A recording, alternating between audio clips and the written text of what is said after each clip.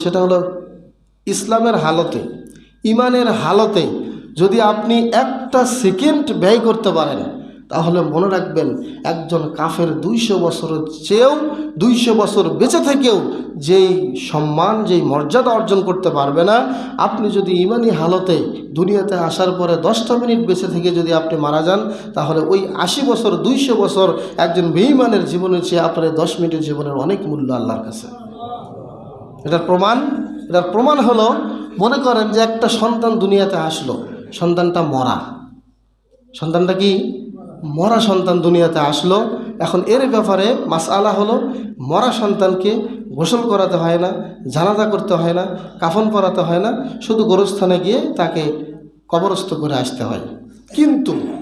কিন্তু এই সন্তানটা যদি একটা চিৎকার দিয়ে মারা যায়, দুনিয়াতে আসলো, মায়ের পেট থেকে দুনিয়াতে আসার সাথে সাথেই কান্না করলো, করে একটা কান্না করলো, 10 মিনিট পরে সন্তানটা মারা গেল। বিশ্বনবী বলেছেন, শোনো, এই সন্তানটার এই যে একটা চিৎকার দিতে যেই সময়টুকু, এই সময়ের জন্য এই সন্তানের জানাজা পড়তে হবে, এই সন্তানের জন্য কাফনের ব্যবস্থা করতে হবে, এই সন্তানকে গোসল দিতে হবে, এই সন্তানকে জানাজা পড়তে হবে, এই সন্তানটাকে আবার সুন্দর করে গোরস্থানে দাফনও করতে হবে। তাহলে ভাইয়েরা আমার, মা বোনেরা আমার, চিন্তা করে দেখেন ইমানি হালতে সময় কাটানোর কত মূল্য।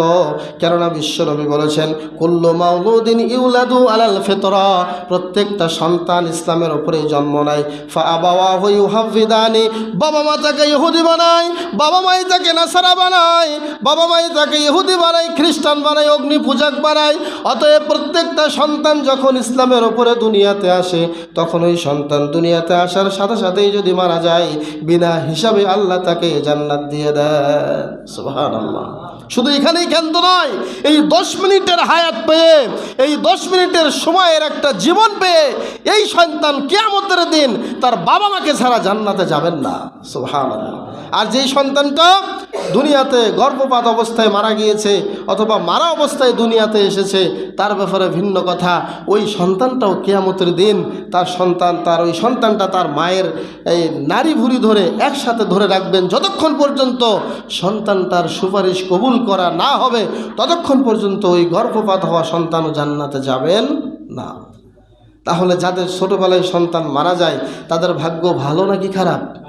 তাদের ভাগ্য সৌভাগ্য, তাদের কপালটা অনেক সৌভাগ্যের কপাল। সম্মানিত উপস্থিতি, এই জন্য আমি বলছি যে ইমানি হালতে যখন আমরা সময় পার করব, এই সময়টা কিন্তু অত্যন্ত গুরুত্ব এবং মর্যাদাবান আল্লাহর কাছে। কি বলেন, ঠিক কিনা?